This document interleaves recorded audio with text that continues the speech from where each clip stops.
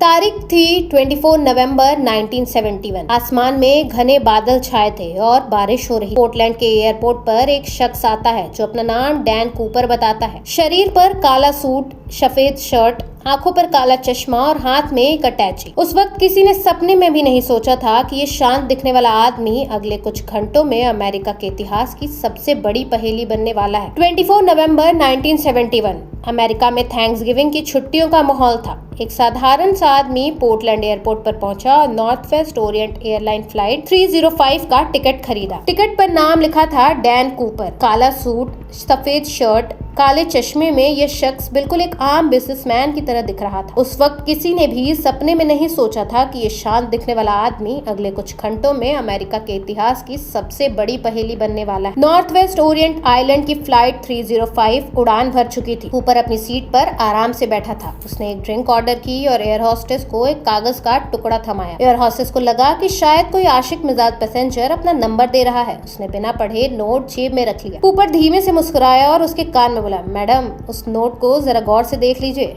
मेरे पास बम है। जैसे ही एयर होस्टेस ने बैग के अंदर झांका, उसके पैरों तले जमीन खिसक गई। अंदर लाल तार और बैटरी का जंजाल था। कूपर की डिमांड साफ थी, $2 लाख कैश और 4 पैराशूट। उस समय यह रकम बहुत बड़ी थी। प्लेन जैसे ही सिएटल एयरपोर्ट पर उतरा, प्रशासन ने उसकी हर मांग मान ली। पैसे और पैराशूट प्लेन में रख दिए गए। यात्रियों को सुरक्षित उतार दिया गया। लेकिन कहानी यहीं खत्म नहीं हुई। असली खेल अब शुरू हुआ था। कूपर ने पायलट से कहा, प्लेन को फिर उड़ाओ मैक्सिको की तरह। उसने पायलट के सामने शर्त रखी कि विमान को बहुत कम ऊंचाई और धीमी रफ्तार से उड़ाया जाए। उस वक्त रात के 8 बज रहे थे। बाहर कड़ाके की ठंड और तूफानी मौसम था। कूपर विमान के पीछे वाले दरवाजे की तरफ गया। उसने पैराशूट पहना, पैसों का बैग बांधा और बिना किसी डर के उड़ते हुए विमान से नीचे कूद गया। उसके बाद जो हुआ वह आज तक दुनिया के लिए पहेली बना हुआ है। वह जिस इलाके में कूदा वहाँ घने जंगल और पहाड़ थे। मौसम खराब था, तेज हवा चल रही थी। अगले दिन अमेरिका ने कूपर की तलाश शुरू की। FBI ने चप्पा चप्पा छान मारा, सेना लगा दी गई, जंगलों की खाक छानी गई, लेकिन कूपर का एक बाल तक नहीं मिला। ना वो पैराशूट मिला,